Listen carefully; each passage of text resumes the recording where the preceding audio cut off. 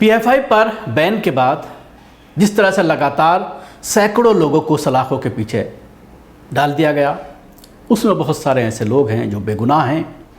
ऐसा ही एक बेगुनाह लड़की है सोनू मंसूरी, जो 50 दिन जेल में बिता करके घर वापस आई है, लेकिन बाहर निकलने में भी अब वो डर रही है। सोनू अपने परिवार में पहली ऐसी खातून हैं जिसने पढ़ाई की है ग्रेजुएशन की। वे एक क्रिमिनल लॉयर बनना चाहती हैं, लेकिन अब उन्हें चिंता है कि उनके खिलाफ इस मामले में कहीं उनका करियर ख़त्म ना हो जाए। इंदौर की ज़िला अदालत में इंटर्नशिप कर रही लॉ तीसरे वर्ष की इस छात्रा का जीवन इस साल जनवरी में पूरी तरह से बदल गया। हिंदू संगठनों से जुड़े वकीलों के एक समूह ने उन्हें पीएफआई एजेंट बताकर उनके साथ दुर्व्यवहार किया, जिसके बाद सोनू को गिरफ्तार कर लिया गया। उस पर आरोप लगा कि उन्होंने एक वकील के वेशभूषा में अदालत की कार्रवाई का वीडियो बनाकर प्रतिबंधित संगठन पीएफआई को लीक किया था। स्थानीय वकीलों ने धमकियों का हवाला देते हुए मध्य प्रदेश में उनकी जमानत याचिका पर बहस करने से मना कर दिया, जिसके बाद कुछ वकीलों ने सुप्रीम कोर्ट का दरवाजा खटखटाया। सोनू को उनकी गिरफ्तारी के लगभग 2 महीने बाद सुप्रीम कोर्ट से राहत मिली। एक वकील की अनुपस्थिति के कारण सोनू अदालत से ये अनुरोध नहीं कर सकी कि वे जेल अधिकारियों को उनके परीक्षा में शामिल होने की व्यवस्था करने का निर्देश दें। बाद में उन्होंने देवास के गवर्नमेंट लॉ कॉलेज के अधिकारियों से उनसे तीसरे सेमेस्टर की परीक्षा लेने का अनुरोध किया, लेकिन उन्होंने कहा कि मुझे फिर से तीसरा सेमेस्टर पढ़ना होगा। कॉलेज के प्रिंसिपल डॉक्टर अजय चौहान ने इस बात से इनकार किया है कि उन्होंने सोनू को कॉलेज आने से मना किया है। अगर वो चाहती हैं तो हमें उससे नियमित कक्षाओं में जाने से कोई समस्या नहीं है। उसने परीक्षाओं में शामिल होने का मौका गंवा दिया है और हम उसके लिए तीसरे सेमेस्टर की परीक्षा देने का कोई विशेष प्रावधान नहीं कर सकते हैं। उसे सेमेस्टर दोहराना होगा, डॉक्टर चौहान ये कहते हैं।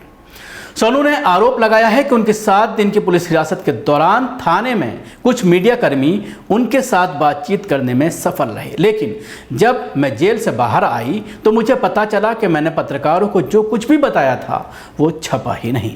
इसके बजाय उन्होंने मनगढ़ंत कहानियाँ बताईं।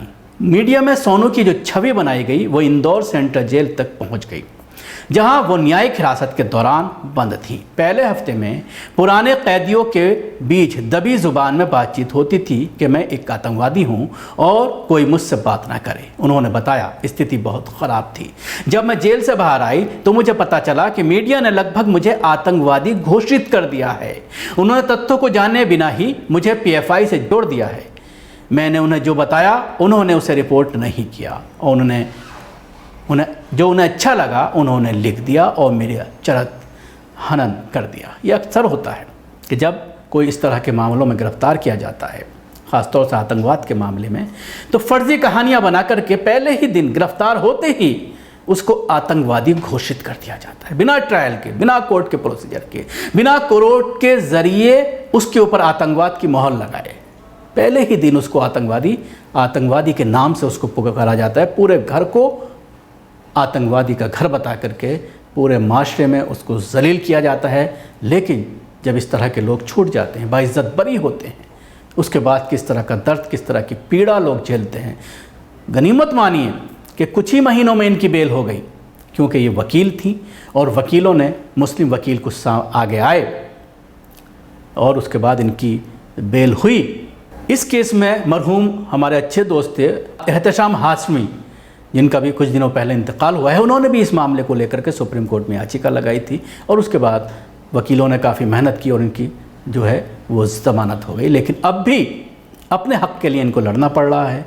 जहाँ पर ये पढ़ती हैं वहाँ से इनको निष्कासित किया जाने की बात सामने आई। ये कहा गया कि आप कॉलेज ना आया करें, हमें धमकियाँ मिल रही हैं, और इनका जो सेमेस्टर के पेपर थे वो भी लेने से इनकार कर दिया। 21 वर्षीय सोनू ने दावा किया है कि 7 दिनों में 5 से अधिक अलग अलग जांच दलों ने उनसे पूछताछ की, उन्हें अपने परिवार से मिलने या यहाँ तक कि कपड़े बदलने भी नहीं दिया गया। 7 दिनों तक मुझसे सुबह से लेकर आधी रात तक पूछताछ की गई। सोनू ने कहा है कि उन्हें हर सुबह एमजी रोड पुलिस स्टेशन ले जाया जाता था और आधी रात के बाद महिला पुलिस स्टेशन घर वापस लाया जाता था।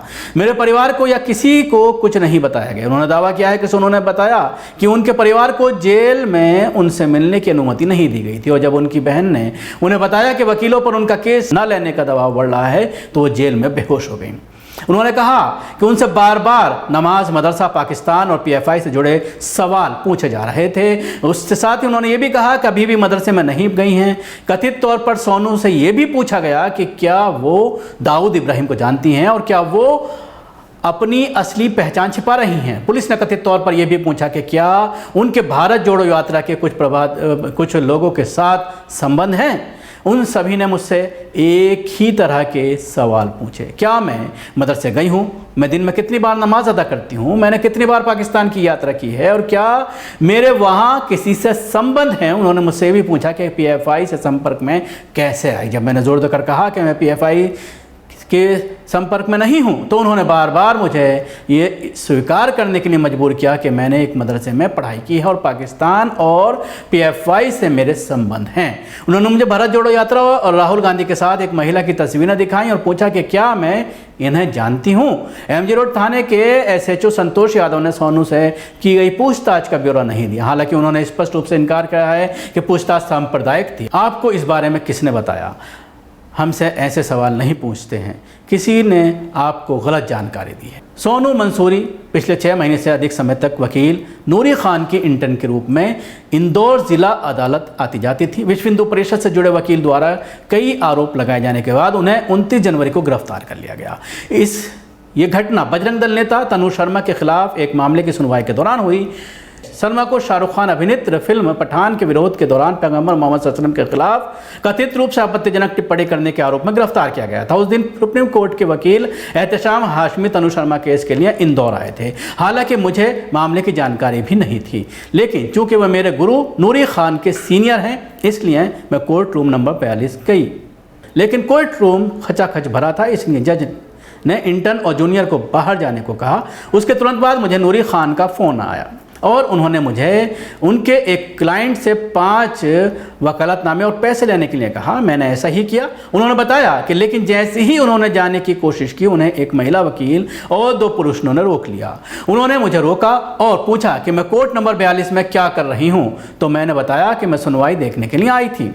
सोनू की जेब से उनका ID कार्ड निकाल लिया गया और कथित तौर पर उनसे उनके धर्म के बारे में पूछा गया। उन्होंने आरोप लगाया है कि वकील के एक समूह ने उन्हें राज्य बार कार्यालय में बंधक बनाकर रखा था। उन्होंने दावा किया है कि जब एक वकील ने उनकी तलाश लेने की कोशिश की तो उन्होंने आपत्ति जताई, लेकिन उन्होंने मेरा मजाक उड़ाते हुए कहा कि तुम कौन सी शिकायत दर्ज कराओगी, हम तुम पर ऐसा केस कर देंगे कि तुम कभी जेल से बाहर नहीं आ सकोगी। उन्होंने दरवाज़ा बंद कर लिया और मेरी पैंट की जेब से पैसे निकाले और मेरे कोट में रख दिए। उन्होंने मेरा फ़ोन और वकालतनामा छीन लिया। सोनू ने बताया तो लगभग 1 घंटे के बाद महिला वकील को बार ऑफिस से बुलाया गया और फिर से उनकी तलाशी लेने के लिए कहा गया और एक वीडियो रिकॉर्ड किया गया।